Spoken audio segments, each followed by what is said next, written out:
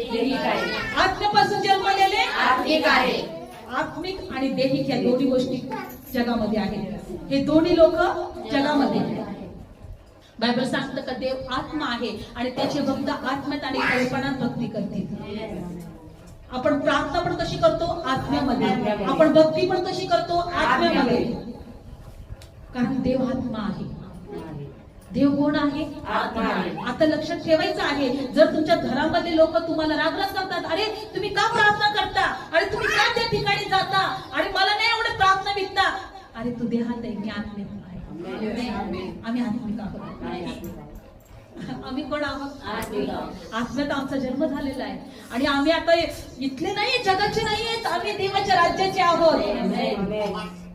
जिवंतपणीच त्या देवाने आम्हाला त्या राज्याचे वारसदार बनवून ठेवले.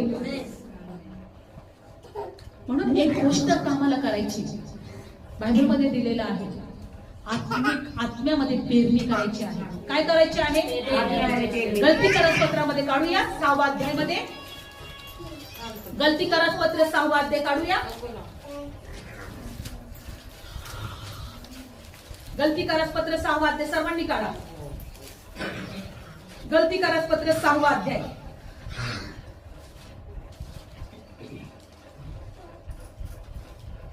गलती करारपत्र 6 अध्याय 8वं वचन काढलं सर्वांनी.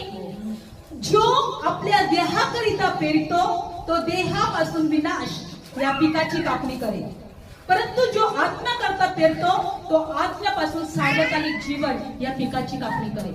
लक्षपूर्वक ऐका. आता आम्हाला आत्म्यामध्ये पेरणी करायची. लक्षपूर्वक ऐका. आत्म्यात पेरणी करायची. लक्षपूर्वक ऐका सगळ्यांनी. कशामध्ये पेरणी करायची? आत्म्यात पेरणी म्हणजे काय माहिती का?